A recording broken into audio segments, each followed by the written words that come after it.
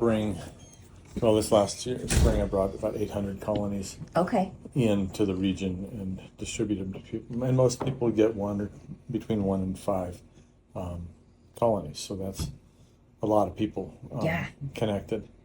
And those are all, a lot, personal gardener types, making stuff for their families and things like that, but not really marketing stuff. But even though I keep a number of colonies, just like the things I told you about, they're supporting people. A lot of times I'll take resources out of mine, and so I don't get, and because of where I am here, I don't get a lot of honey. So, but I do have some hives in Hillsdale and a couple in Cheyenne and around. And so, but a lot of time for what I have to get set up and extract and bottle. So I actually have some honey left in the comb still from last year that I haven't extracted. But so my marketing is pretty much word of mouth. Our honey Facebook page, Hampshire Bee Company page, and I always have more requests than I have honey ready for people because there's just so much going on. So, what I did, that trailer that I was telling you about, the arrangement that we made last year was this lady, she has a pumpkin patch, and she has this farm festival that she does every fall for 4 or 5 weeks. And so in exchange for the pollination, then she would sell my honey in her little shop there on her place. So not a lot of work for me as long as I got it done by October, Yeah. What's her place called? It's Windy Creek Farms, out in Ferguson. Okay. Cool. Is that with the dark her color husband, on the frames?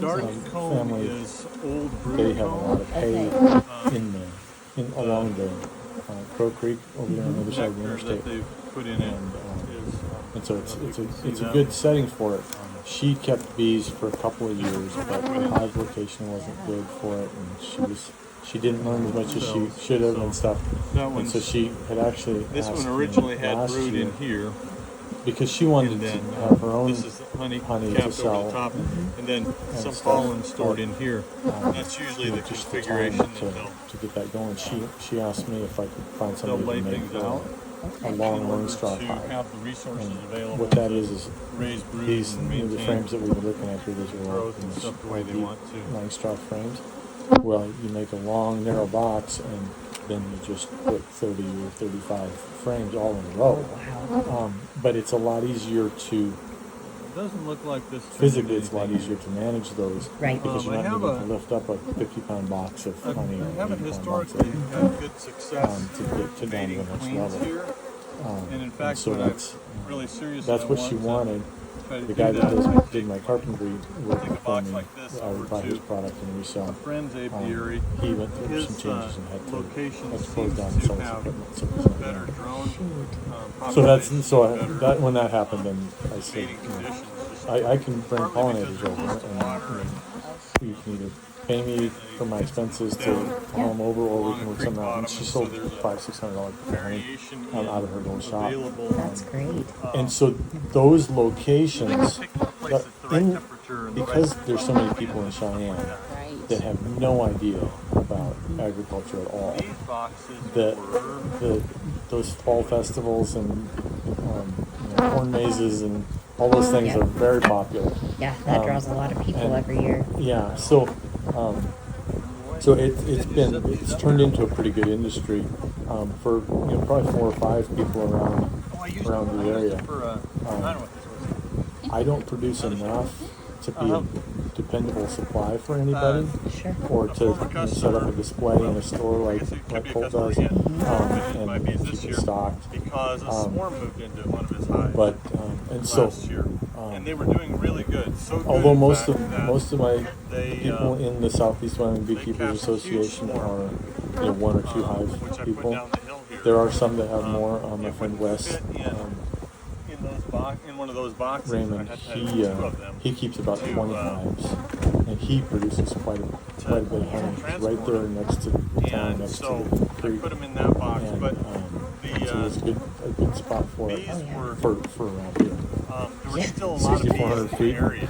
no water. I mean, how good can it be? Both But his hives were set up there, and they had so some he honey and he sells stored in there. quite a bit, So I word set of mouth, these as two well up as as traps these craft fairs and for stuff like that pop up. to collect And stuff. We get a bees. table here and there. Okay. You know, we'll sometimes we've gotten a table together at these seminars that the extension office holds for gardening or whatever, and then you know, he'll have honey and I'll have my bee information and That's hive great. products and my gardening stuff, my Yeah. wired to grow cages and stuff. So because this is all on top of a full-time job, Right. it's not what it could be probably, Right. but it's as much as I can handle. Yeah. And so maybe more than I can handle sometimes, but the so much energy goes into supporting other beekeepers. The other day I was in 5 different beekeepers apiaries around here, Wow.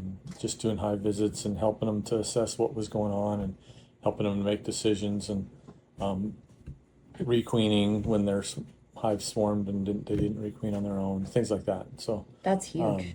so that's, you know, and so the honey still sits in the trailer waiting to be extracted, but there's not necessarily a shortage of local honey, but it's not well marketed, you know, and you know all the information that we read and hear about is that, you know, for the health benefits of honey, for them to be accessing local pollen, the same plants that you're, then they're using their enzymes to break that stuff down, and it's, you know, provides us some relief with you know, for those products. And so if people want local honey, they can get local honey for the most part here. Yes. But I don't know that the demand is where it probably should be. Right. Because people think they go to Sam's Club and they see local honey from Greeley. Well, I know that is not local to here, for one thing. Yeah. And I also have reason to believe that a lot of that is mixed with honey from other parts of the country. Sure.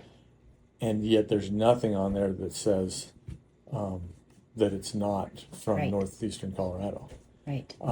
And so that gray area labeling, I know it's a big concern for Colt.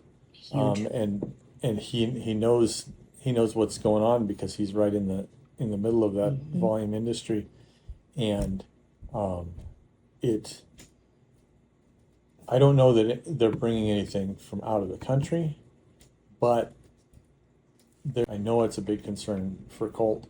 And he knows what's going on because he's right in the middle of that volume industry. And I don't know that they're bringing anything from out of the country, but there's other parts of the country that are not as careful about what's around the bees, not worrying about, chemical exposure and things like that.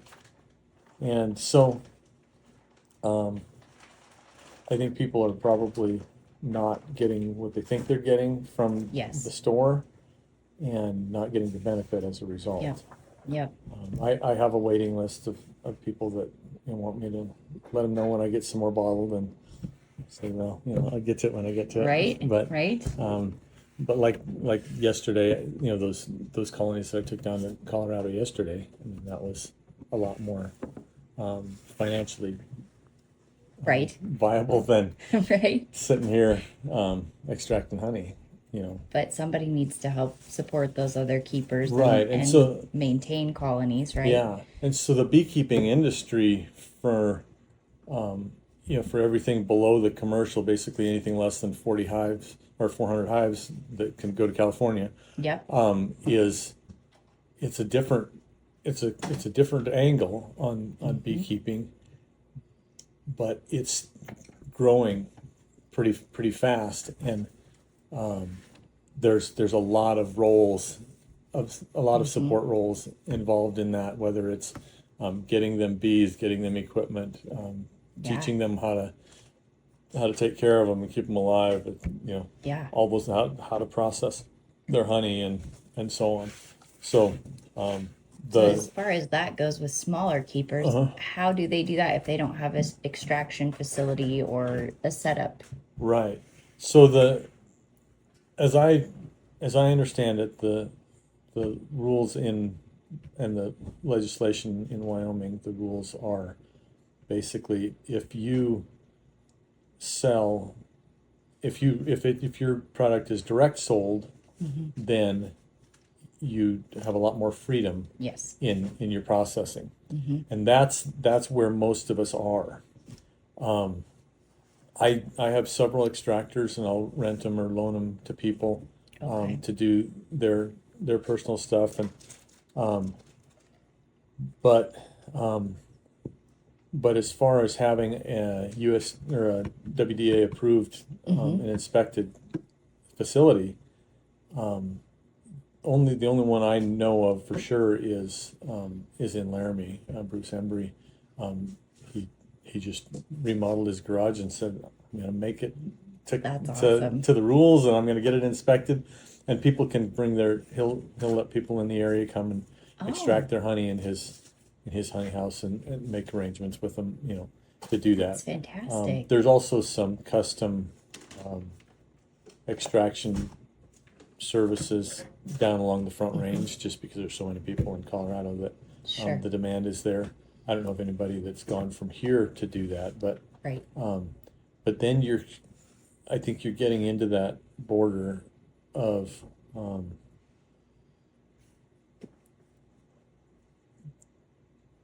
you don't know for sure. It's kind of like when you take your meat to be processed. If you don't have a butcher that you trust, Yep. you might not be getting all your own meat, or you may not be That's getting all of the meat, or Yep. or whatever, and Yep. so it kind of goes into a black box, and whatever comes Yeah. out comes out. Yeah. But there's a fellow in Casper, Gary Hazen. He's got a lot of nice equipment and stuff, but it's not an inspected facility. Sure. But he will let people. He'll have people from the area come, and they can process their own and take it with them. Bruce is in Laramie. Conceivably, if he's maintained his licensure on that, a person could go there, process it, and then resell. That's really cool. Yeah. But and any of the people that are in that next tier of volume, Colt and Scott Johnson in Newcastle and those guys, they have their own stuff and more work than they can get done. I mean, I know Real. Scott Yeah. has his kids as slave volunteer labor, and Yes. and they do a lot of stuff together as a family, and that's great. But eventually they're going to grow out, and he's going to either have to hire people or change, Yeah. how Yeah. he goes about that. And Gotcha. and so that piece of it, I think it may stop people from growing into that next tier, and because a store isn't going to say, yeah, set up a display, or I want to contract with you for this much. And there's a store in a shop in Cheyenne that approached me about providing it. I said, I can't. Yeah. I can't bring you a 5-gallon bucket of honey to have on tap Right. every 2 weeks. Yeah. I don't have that volume. And so what happens is and this gets back to that labeling and stuff with what's local. Well, Bryant's produce a lot of honey, and they produce in a lot of places, and they have a shop in Lingle, and they do some, and they keep stuff pretty localized, and so if you buy from them Lingle honey, it's going to be from that Yeah. area. But now we're getting a little bit out of range for what you'd call local, although we have a lot of the same plants and Right, stuff.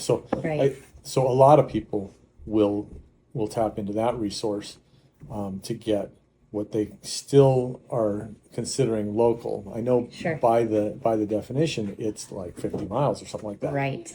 Well, 100 miles is different than 50 miles. It is. It Yeah. happens to be that we have a lot of the same weeds and plants Yeah. and stuff, and so we could probably still call it local. Right. But then there's people that are really sticklers about it, and they say, "Well, I want some honey from the Burns Hillsdale area." Okay, I can do that, but it's going to take a while, and I Right. don't have my boxes labeled, so Right. it's going to be mixed up a little bit Yeah, with the yeah. Cheyenne stuff. But they really want it. They want that. Wow. And I don't know that there's any. There's just so many variables. I don't know what's really the case there as far as the benefits. I think they get most of the benefits. Most of the benefits that are going to be destroyed are going to be in the heating of Sure. in the commercial processes. And and I have on my, I think I still have a picture up on my site on Anderson Bee Company Facebook page, just like 4 distinctly different colors of honey. Because I used to extract, and I still do as much as possible. I'll sort out the light, which is usually earlier honey, and the darker, which is later, and so it's different plants, Right. and so it's different pollen in there, and so on. And people say, well, what's the difference between your honey and the honey at Sam's that says local on it? Yeah. I say, well, that whole palette of honey is all the same color. Yeah. How'd they make that happen? Exactly. Well, they all mixed it all together in a big vat with honey from who knows where, and they put it into those little bottles. Yep. Yep.